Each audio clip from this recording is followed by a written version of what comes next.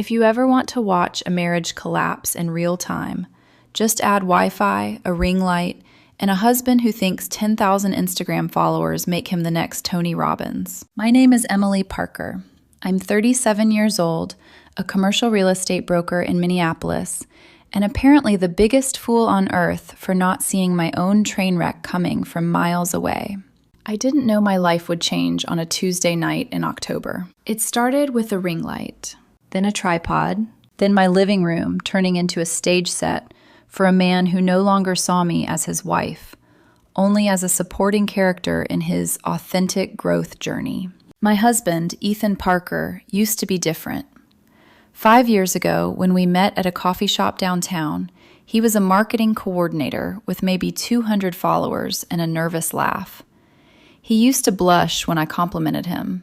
He used to ask about my day. Now he calls himself a lifestyle influencer and business entrepreneur, which translated means unemployed man who photographs his smoothie bowls and sells overpriced mindset courses to strangers who call him king in the comments. But the night everything detonated wasn't about content. It was about humiliation. I was sitting on the couch reviewing contracts when Ethan burst through the door, glowing, almost vibrating. "Emily," he said breathlessly, "this is my moment." Before I could answer, he was already setting up the ring light, adjusting his phone on the tripod, checking his reflection. "I'm going live tonight," he said. "I'm finally being honest about toxic relationships." Toxic relationships. The words landed in my stomach like ice water. He applied lip gloss, smiled at himself in the camera. "Sometimes," he rehearsed softly, "we outgrow partners who don't support our dreams." My pulse slowed.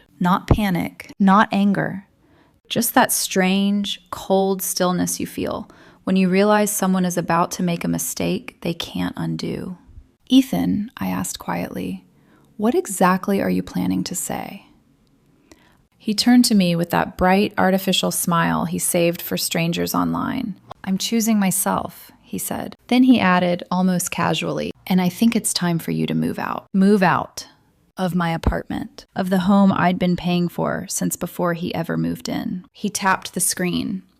Going live in 30 seconds. And in that moment, I understood something. He thought he was about to level up. What he didn't know was that the lease, the actual legal document, had only one primary name on it, mine. And if he wanted to perform for 3,000 people, I was about to give them something real. Before the ring light, before the live stream, before the humiliation. There was just me and Ethan in a quiet coffee shop on Hennepin Avenue. I was 32 then, already established in commercial real estate. I specialized in distressed properties, buildings everyone else thought were too broken to fix. I loved numbers, contracts, clarity, ownership.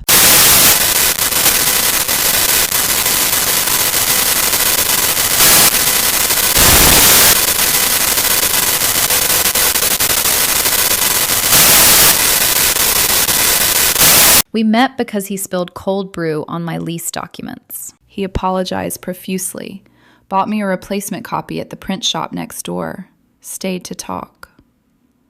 He asked questions about my work, real questions, not performative curiosity.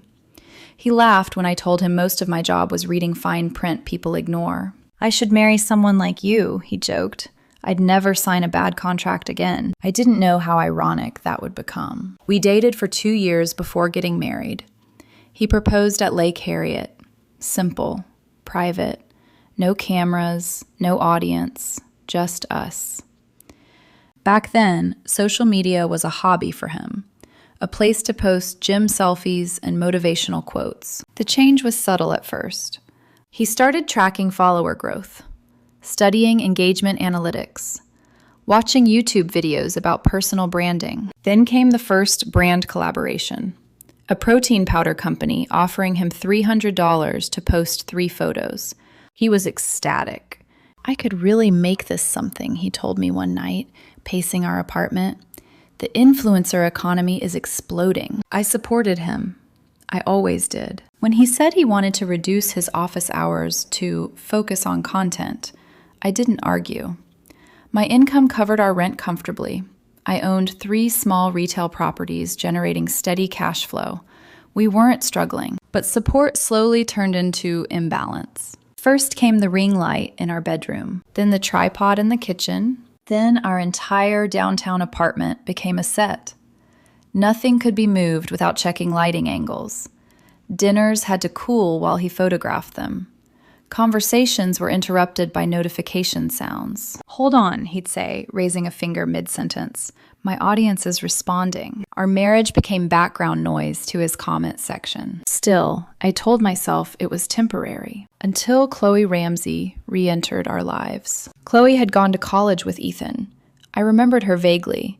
Loud, overly confident, always selling something. She resurfaced 6 months ago when Ethan found her on LinkedIn. Suddenly, Qley was a business mentor. She drove a leased Porsche, wore tailored suits, posted sunset photos with captions about alpha energy and limitless abundance. Ethan was mesmerized. "Qley's built multiple 6-figure businesses," he told me one evening, scrolling through her feed. "She's offering to coach me personally." Coaching sessions started twice a week, then every other day. Always at trendy coffee shops, upscale lounges, places with dim lighting and expensive whiskey. Ethan would come home glowing. "Mindset shifts," he'd say. "Breakthrough strategy. I've been playing small, Em. You don't see it." I saw something. I saw distance. I saw contempt slowly creeping into his tone whenever he spoke about my structured, stable career. "You're stuck in traditional systems," he once said. "You don't understand digital leverage." Maybe. Or maybe I understood something else. I understood contracts. And I understood when someone stopped seeing partnership and started seeing opportunity. The lease for our apartment had always been in my name. I added Ethan as an authorized resident after we married. He signed paperwork, but not ownership. It never felt necessary to emphasize that detail until that Tuesday night, when he looked into a camera and decided our marriage would become content. And when he said the words, "This is my space now," that's when I realized he truly believed it. The distance didn't explode overnight. It seeped in, like water through a hairline crack in glass. At first, it was just small comments. "You're too logical, Emily. You don't dream big enough. You think in contracts, I think in impact." He said those things with a smile, playful, almost teasing, but there was an edge underneath, a quiet resentment that I couldn't quite name. Then Qley's influence deepened. Ethan started using phrases that didn't sound like him. Scarcity mindset, energetic alignment, leveling up your environment. One night, I overheard a phone conversation from the hallway. "You can't stay attached to people who cap your potential," Qley was saying through the speaker. Her voice carried that smooth, confident cadence of a woman who believed her own myth. Ethan responded quietly, "Yeah, I've been thinking about that." My chest tightened. Thinking about what? The coaching sessions became longer. The stories became vaguer. "How what? Productive," he'd say. "You wouldn't get it. Wouldn't get it." That phrase lodged somewhere deep. He began, "You don't hype my posts," he complained once while scrolling through his phone. "Spouses are supposed to support their partner's brand." "I do support you," I said calmly, "but I'm not going to flood your comments with fire emojis." He rolled his eyes. "It's about visibility." It stopped being about love. It became about optics. He started comparing us to influencer couples online. "Look at them," he said one afternoon, showing me a perfectly filtered beach proposal video.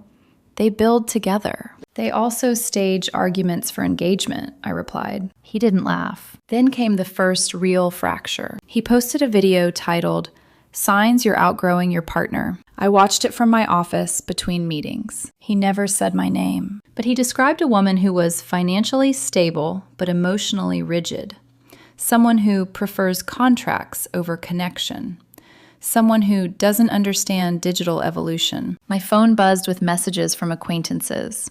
"Is this about you two? Everything okay?" When he came home, I asked him directly, "Was that video about me?" He shrugged. It resonated with people. That's not what I asked. He sighed like I was being unreasonable. "You're taking it personally." Because it was personal, Our friends started noticing tension. At dinner one Friday, Sarah leaned toward me while Ethan and Qley discussed crypto investments. "Is everything okay?" she whispered. I forced a smile. "Of course." Across the table, Qley clapped Ethan on the back. "Man, once you break through that ceiling, everything changes." "Break through what? Our marriage?" Ethan began spending more nights out. "Networking," he said. "Content strategy. Collaboration." His phone was always face down, always buzzing, always glowing in the dark at 2 a.m. I didn't accuse him of anything physical. It wasn't that kind of betrayal. It was something more insidious. He was rewriting our narrative publicly before ending it privately, and I could feel it building towards something. The atmosphere in our apartment shifted. Less warmth. More performance. Even when we were alone, it felt like he was rehearsing lines. Then came the Tuesday in October. He didn't text that he was on his way home. He didn't say he was running late. He burst through the door, energized. "Emily, this is it." His eyes weren't on me. They were on the lens. And when he said he was going live to talk about toxic relationships, I finally understood. The seed Qley had planted months ago had grown into something bold, something reckless. He wasn't just drifting away anymore. He was about to publicly sever us. And he believed I would sit there quietly, supportively, smiling. He forgot one thing. I read fine print for a living, and I never ignore warning signs. The ring light flicked on. White, blinding, clinical. It washed over our living room like interrogation lighting. Ethan adjusted the tripod, tilted his chin, smoothed the front of his fitted black sweater.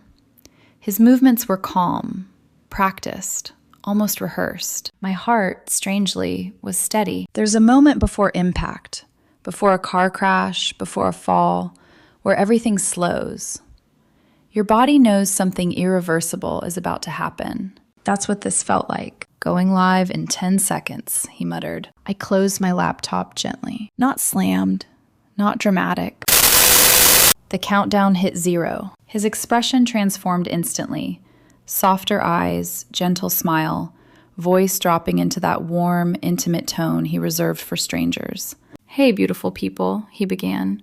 "I've been meaning to have this conversation for a while." The viewer count climbed fast. 1,200.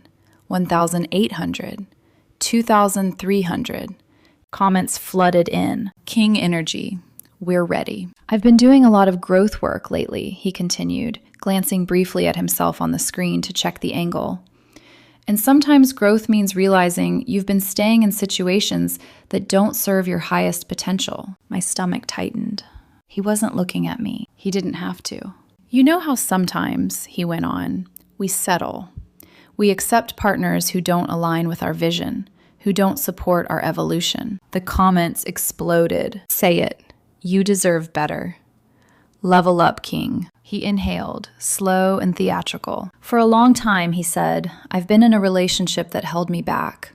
Financial control, emotional rigidity, constant criticism." My fingertips went cold. Financial control? I paid our rent, utilities, groceries, insurance. I funded his pivot into full-time influencing without complaint. But the narrative forming online was cleaner, simpler. Victim and villain. "And tonight," Ethan said, voice trembling just enough to appear vulnerable, "I'm choosing myself." 2,800 žiūrovų. He turned the camera slightly and included me in the frame. My reflection appeared on his screen, composed, sitting upright, hands resting on my lap. "Emily," he said gently, as if speaking to a child, "I think it's time we end this." The comments went wild. "Yes, you're brave." "She looks toxic." "She's known for a while," he added smoothly. "I just haven't had the courage to say it publicly." Publicly. He was breaking up with me for engagement metrics. "And," he continued, smiling faintly, "since this lease is in my name, I'm asking her to move out by the end of the week. I need space to grow." To late elf metane viewers, my ears rang. Lease in his name. That's when something inside me shifted. Not rage, not heartbreak. Clarity. He truly believed it. He believed signing a form as an authorized resident 5 years ago meant ownership. He believed narrative was stronger than documentation. He believed I would crumble under public pressure. I stood slowly. He mistook the movement for defeat. The comments scrolled faster. She's speechless. She didn't expect that. Actually, I said softly, stepping closer into the frame, there's been a small misunderstanding. Ethan's eyes flickered. This wasn't in his script. What are you doing? He whispered out of the corner of his mouth, still smiling for the camera. I gave a small, polite wave. Hi, everyone, I said calmly. Since this is about authenticity, maybe we should clarify something. His smile tightened. Emily. The lease, I continued evenly, has always been in my name. The comment section paused, then surged. Wait, what? Show proof. Is this staged? Ethan's voice dropped. That's not true. It is, I said. Would you like me to call the building manager? His jaw stiffened. Don't embarrass yourself. The irony almost made me laugh. I pulled out my phone. Dialed the front desk. Hi, Linda. It's Emily in 4B. Would you mind coming upstairs to clarify something about our lease? Ethan's hand tightened around his phone. Emily, turn that off. I'm not the one who went live, I replied. The viewer count crossed 3,800. 2 minutes later, there was a knock on the door. Linda entered. Composed, professional, mid-50s. The kind of woman who has seen every type of tenant drama. What's going on? She asked. Could you clarify, I said gently, who the primary leaseholder is for this apartment? She didn't hesitate. You are Ms. Parker. You've always been the primary. Mr. Parker is listed as an authorized resident. Silence. Absolute silence. Then the comments detonated. No way. He lied? Screen record this. Ethan's face drained of color. That's not, he started. And, I added carefully, if the primary leaseholder asked that an authorized resident be removed, what would happen? Linda folded her hands. We would request that the authorized resident vacate the property. The room felt suddenly smaller. Ethan's breath quickened. Emily, stop. He lunged for the phone, but Linda instinctively stepped between us. I think it's best if we all stay calm, she said firmly. The viewer count passed 4,000. This wasn't content anymore. It was reality. Ethan tried to salvage it. This is out of context, he stammered into the camera. We're working through... I stepped fully into frame. You wanted authenticity, I said softly. Here it is. I turned to Linda. Please escort Mr. Parker from the building. His eyes widened. You can't be serious. I'm very serious. The comments were merciless now. Uno reverse. He tried to evict her? This is insane.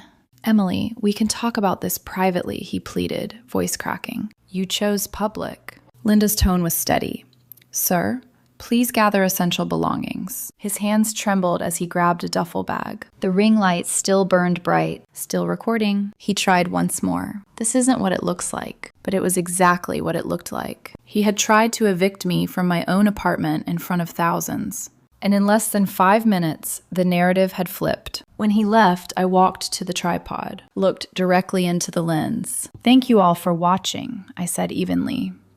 Always read the fine print. And I ended the stream. The silence afterward was deafening. My heart finally started pounding. Not from fear, from finality. 5 years of marriage. Gone in 12 minutes of live video. The apartment felt unfamiliar after the door closed behind him. The ring light was still on, still humming faintly. I reached over and switched it off. The sudden dimness felt more honest. For several seconds, I just stood there. My pulse pounded in my ears. My hands trembled, not visibly, but internally, like electricity running under the skin. 5 years. Reduced to a viral clip. My phone started buzzing. Text messages, missed calls, notifications from LinkedIn, Instagram, even Facebook, platforms I barely used. I didn't check them. Instead, I walked slowly to the kitchen sink and turned on the faucet. The sound of running water steadied me. Was I too harsh?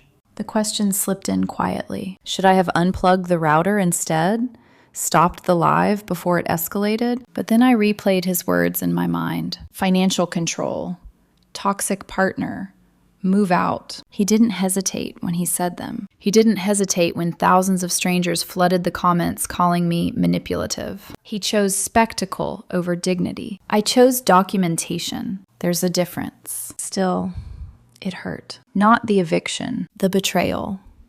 I sat at the kitchen table and finally opened Instagram. The clip was already circulating. Screenshots of his face when Linda confirmed the lease. Memes. Influencer tries to evict wife, gets evicted instead. My stomach twisted. Public humiliation isn't satisfying in the moment. It's heavy. Ugly. My phone rang. Qley. I let it ring. Then it rang again. And again? Finally, a text appeared. That was brutal. He's devastated. Can we talk like adults? I laughed. A dry, humorless sound. Adults? The adult in this situation was the one who knew whose name was on the lease. Another message. He's staying at my place tonight. We need to fix this before it gets worse. Fix what? The truth? I locked my phone and leaned back in my chair. For the first time that evening, tears welled in my eyes. Not dramatic sobbing. Just quiet grief. I loved him. I truly did. Even when he was naive. Even when he chased trends. Even when Qley started whispering poison into his ear. I never stopped loving him. But love doesn't survive humiliation broadcasts to 4,000 people. My phone buzzed again. This time from Jake Morrison. What the hell just happened? I answered. His voice was careful. Ethan says you blindsided him. I closed my eyes. He broke up with me on Instagram Live and tried to evict me from my own apartment. Jake hesitated. Yeah, but he said you've been controlling financially. The word again. Controlling. I paid for everything because he chose to quit his job. Because I supported his dream. Because someone had to keep us stable. That's not what happened, I said quietly. There was a pause. Well, he's really upset. Of course he was. The villain in a failed narrative always is. After the call ended, I walked into our bedroom. His side of the closet looked strangely hollow already. The ring light stood in the corner, like evidence. I sat on the edge of the bed. What did I miss? When did he start resenting the stability I provided? When did gratitude turn into ego? Was it Qley? Or was it always there? Just dormant. I replayed months of conversations, the small digs, the subtle distance, the way he rolled his eyes when I talked about contracts. I wasn't blindsided tonight. He thought I was. That was his mistake. Around midnight, there was a knock at the door. My breath caught. I looked through the peephole. Ethan. His eyes were red, face pale. I opened the door halfway. Please, he said softly. Can we talk? You chose public, I reminded him. Emily, I didn't think... I know. He swallowed. Qley said vulnerability drives engagement. I thought if I controlled the narrative, you'd win. He looked down. I didn't think you'd fight back. That hurt more than everything else. He didn't think I'd defend myself. I didn't fight, I said quietly. I clarified. He stepped closer. I was emotional. No, I said. You were strategic. It just didn't work. Silence hung between us. Where am I supposed to go? He asked. I hesitated. For a split second, compassion almost pulled me back. Then I remembered him saying, in front of thousands, that I didn't deserve him. You'll figure it out, I said gently. You're an influencer. His jaw tightened. You're enjoying this. I shook my head. I'm exhausted. Then he turned and walked away. I closed the door, locked it, leaned against it. My body finally shook, not from anger, from finality. The marriage wasn't cracked anymore. It was shattered. And tomorrow? Tomorrow wouldn't be quieter. It would be louder, because Qley wouldn't let this end here. By morning, the internet had made its decision. Clips of the live stream were everywhere. TikTok, Instagram, Twitter, side-by-side edits of Ethan confidently saying, "This lease is in my name," followed by Linda calmly correcting him. The caption that went viral read, "When you don't read the fine print, but marry someone who does. I didn't post anything. Silence is powerful when you already have documentation. Ethan, however, posted. At 10:17 a.m., he uploaded a 20-minute video titled, Escaping Financial Abuse. I watched it once, all the way through. He sat in Qley's living room. Neutral background, soft lighting, carefully staged vulnerability. He described me as controlling, emotionally cold, obsessed with money. He claimed I monitored every dollar he spent, that I used the lease to manipulate power. He never mentioned that I paid the rent. He never mentioned the forged narrative he attempted live. The comments were divided now. Some supported him. Others demanded receipts. My phone began ringing again, this time from his mother, Diane Parker. I let it go to voicemail. And another. Finally, I answered. Emily, she began sharply, not even greeting me properly. What have you done to my son? I clarified ownership of my apartment. You humiliated him publicly. He humiliated himself publicly. She scoffed. You've always been too rigid. Ethan needs a woman who believes in him. I did, I said quietly. You embarrassed our family. I closed my eyes. There it was. Not concern for truth. Concern for image. He tried to evict me from my own home. He was emotional. He was strategic. She fell silent for a moment. Qley says you manipulated the lease paperwork from the beginning. I almost smiled. The lease predates my marriage, I replied. The documentation is public record. You don't have to destroy him over a misunderstanding. Misunderstanding. That word again. I'm not destroying anyone, I said calmly. I'm declining to participate in a lie. She hung up without another word. Within hours, several mutual friends began messaging me. Sarah, you could have handled it privately. Mark, he was just expressing feelings. Tom, legal technicalities aren't the same as fairness. Technicalities, contracts, ownership. These weren't emotional loopholes. They were facts. That afternoon, something more serious arrived. A process server showed up at my office. An emergency motion. Ethan was claiming I had illegally removed him from the lease and wrongfully evicted him from his primary residence. I read the documents slowly. Qley's fingerprints were all over it. They claimed Ethan had been contributing rent payments for over a year. They attached bank statements. My jaw tightened. They were fabricated, not even sophisticated forgeries. Formatting inconsistencies, mismatched account numbers, but bold. Very bold. I called my attorney, Angela Morrison, immediately. Tell me they didn't, she said before I finished explaining. They did. Angela was the kind of woman you wanted beside you in a courtroom. Sharp, precise, allergic to nonsense. Forward everything, she said, and don't engage with them directly. I wasn't planning to. Good, because if those documents are fake, this just went from messy divorce to criminal exposure. The hearing was scheduled for Thursday, 3 days away. 3 days of social media narratives spiraling. 3 days of friends quietly choosing sides. That evening, I stopped by Murphy's Pub, our usual Friday hangout spot, to clear my head. The bartender gave me a sympathetic look. Rough week? I nodded faintly. Internet's brutal, he added. It's efficient, I replied. When I walked toward the back table, our table, I froze. Jake, Sarah, Mark, Jennifer, Tom, Lisa, and Qley, they were all sitting together, drinks in hand, talking. When they saw me, the conversation stopped. Jake stood halfway. We were just talking about how I'm abusive, I asked evenly. Sarah flushed. That's not fair. Qley leaned back casually. Emily, we're trying to de-escalate this. I looked at her for the first time in days. Her confidence was intact. Smug, even. You fabricated bank statements, I said quietly. She shrugged. We're correcting a power imbalance. The audacity almost impressed me. Fraud isn't empowerment, I replied. Mark sighed. Maybe if you'd been more supportive. Of what? I asked. A public eviction attempt? They exchanged glances. Sarah spoke gently. Ethan's been sleeping on a couch. I studied her face. He chose that couch. There was a long silence, the kind that fractures friendships. Jake finally said, "Maybe this went too far on both sides." Both sides. That phrase settled heavily in my chest. I realized something in that moment. I wasn't just fighting a divorce. I was watching my entire social circle prioritize discomfort avoidance over truth. Qley stood up.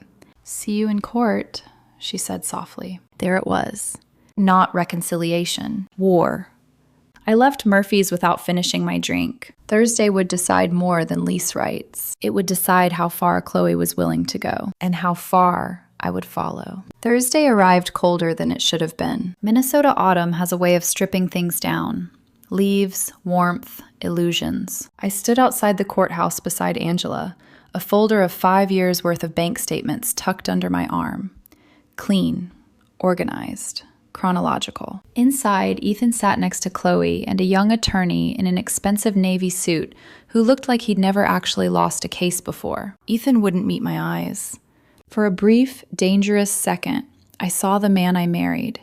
Not the influencer, not the victim, just Ethan, anxious, tired, unsure. Then Qley leaned over and whispered something in his ear. The vulnerability disappeared. The hearing began. Ethan's lawyer stood first, voice confident, dramatic. "Your Honor, my client was financially isolated and then unlawfully removed from his primary residence without due process." Financially isolated. The phrase echoed through the courtroom. Angela remained still beside me. When it was her turn, she stood without theatrics. "Your Honor, opposing counsel has submitted documentation claiming Mr. Parker contributed rent payments directly to the leaseholder for over 12 months. We believe these documents are fabricated." She handed over my bank statements. Every rent payment highlighted in yellow. 5 years. Same account. Same amount. Same sender. Mine. The room was silent except for paper turning. Then the judge looked at Ethan's lawyer. "Where did these bank statements originate?" The attorney hesitated. "My client provided them." "And the account number?" Silence. He leaned toward Ethan and Qley, whispering urgently. I watched Ethan's face shift. Confusion first, then realization. Qley's expression hardened. Finally, the attorney stood again. The judge's voice was firm. "You filed an emergency motion alleging immediate harm. Either you have legitimate evidence or you do not." Another whispering conference. I could faintly hear Qley hiss, "You said this would hold." My stomach turned. Ethan looked pale now, truly pale. The attorney swallowed. "We withdraw the motion." The judge did not look amused. "Đã nhận. Tiếp tục giữ nguyên tuyệt đối câu chữ gạch chéo cốt truyện. Chỉ sửa Caleb thành nữ và đại từ liên quan để không còn hiểu là đồng giới. Trong đoạn này có các chỗ cần đổi. Caleb to Qley. Mr. Caleb Ramsey to Mrs. Qley Ramsey. Đại từ liên quan đến Qley. She, her. Ở cuối có câu You love him và yes. Mũi tên để khử đồng giới phải đổi thành You love her vì Ethan đang nói về Qley, nữ. Đây là thay đại từ, không đổi nội dung. Dưới đây là bạn đã sửa. Motion denied. Based on the inconsistencies presented, this court will dismiss the case with prejudice and refer potential document falsification to the district attorney's office for investigation.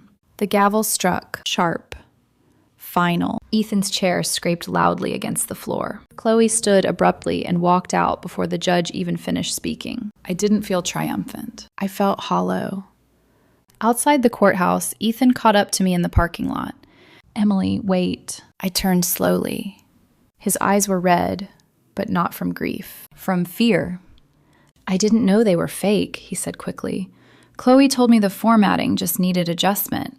I thought it was presentation." "Presentation?" I repeated softly. "I just wanted leverage. I thought if I showed I contributed." "You didn't."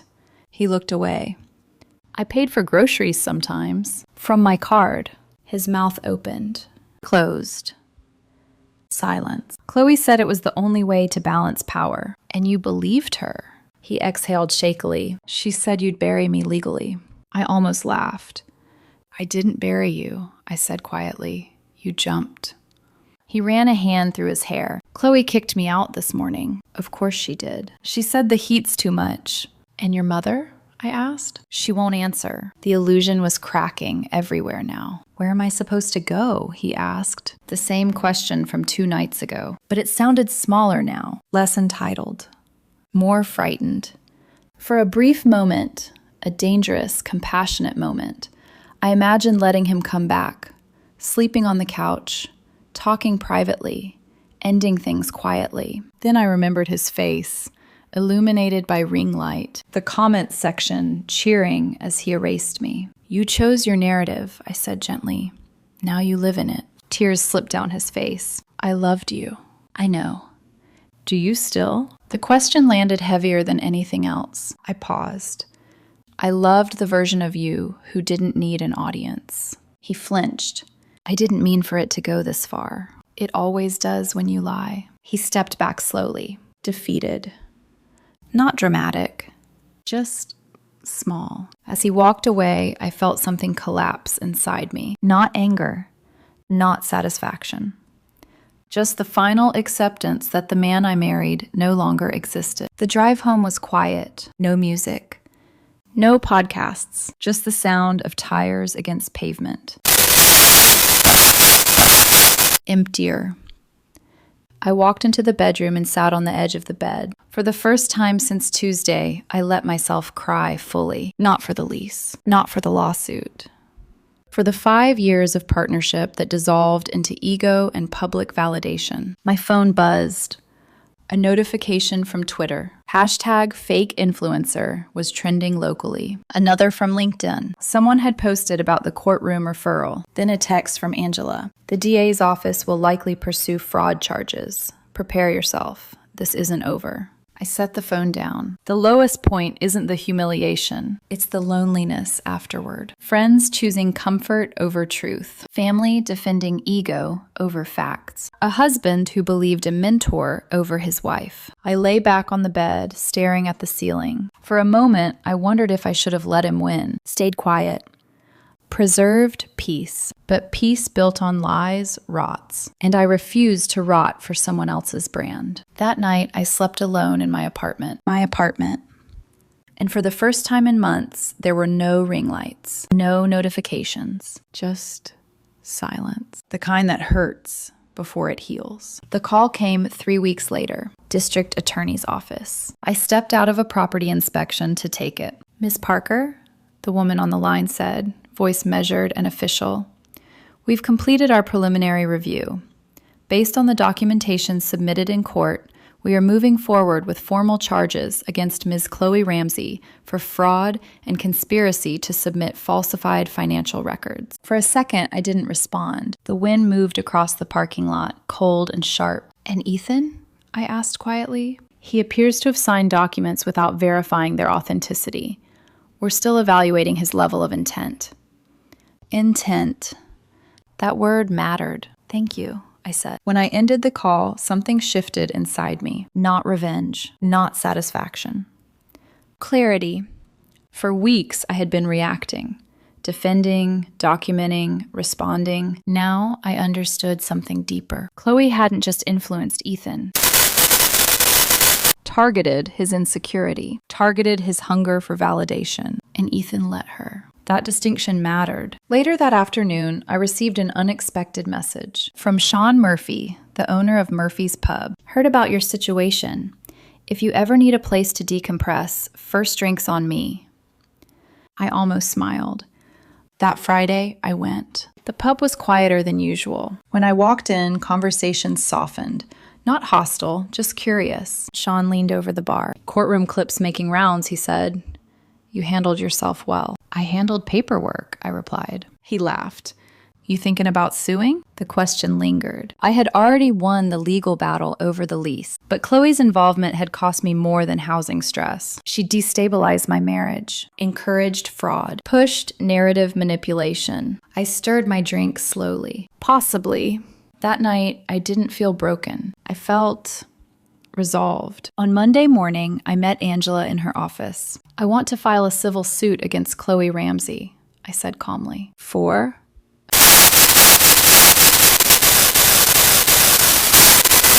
Angela studied me carefully. This will escalate things. They're already escalated. It will be public. It already is. She leaned back in her chair. You're not doing this emotionally? No, I said firmly. I'm doing it strategically. She nodded once. Then we build it carefully. The lawsuit was drafted within a week, filed quietly, not blasted online, just entered into public record. That was enough.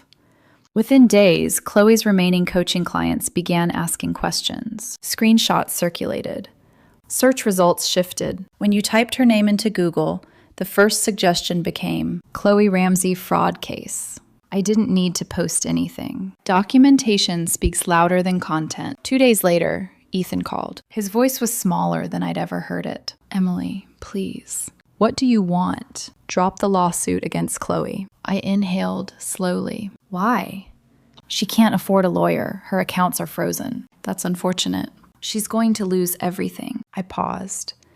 Did you consider that when you tried to take my apartment? Silence. This isn't about her anymore, Ethan said. This is about you being vindictive. No, I replied evenly.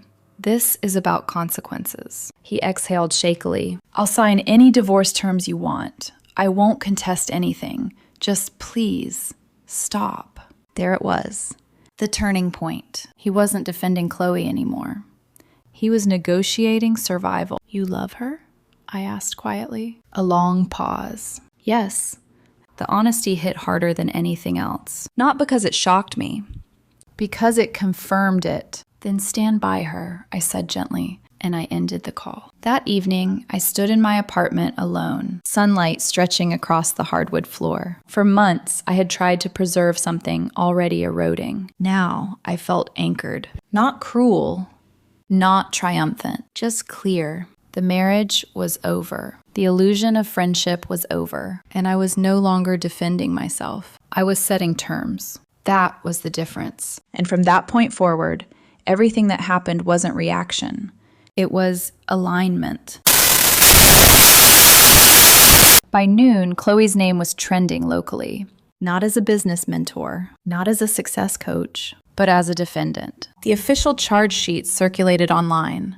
Fraud, conspiracy to submit falsified financial records, ongoing investigation into prior business dealings. The internet doesn't forgive inconsistencies, and it definitely doesn't forgive hypocrisy. Within 48 hours, Qley's remaining clients canceled contracts.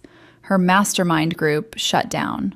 Her Porsche disappeared from her social media feed. Ethan's account wasn't spared either. Followers who once flooded his comments with king energy now asked uncomfortable questions. Did you know about the fake documents? Why did you lie about the lease? Were you using your wife for content? His live sessions stopped. The ring light, I later heard, was packed away in a storage unit. But the real fallout didn't happen online. It happened socially. Murphy's Pub felt different now. Sean pulled me aside one evening. Your old group's been coming in less, he said. They don't like the attention. Attention. The same currency they once worshipped. Jake texted me 2 weeks later. Can we talk? I didn't answer immediately. When we finally met at a quiet cafe far from our usual spots, he looked older, tired. You were right, he said before even ordering coffee.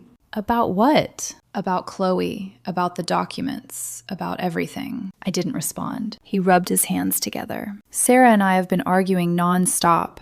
She feels like we picked sides too fast. You did. He nodded slowly. We thought we were helping. We didn't want to escalate conflict. No, I said calmly. You wanted comfort. He winced slightly. That was accurate. I'm sorry, he added. I know. But sorry doesn't fix trust. He looked down at the table.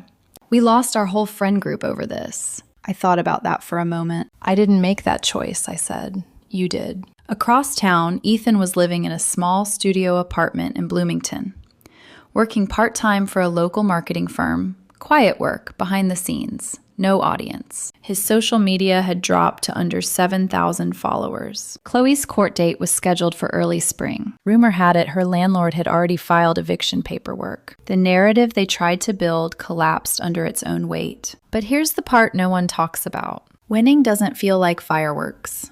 It feels like quiet. One night, I stood behind the bar at Murphy's. Sean had let me help on weekends to keep busy, and watched a couple laugh at a corner table. Uncomplicated laughter. No cameras. I realized something in that moment. I didn't miss Ethan.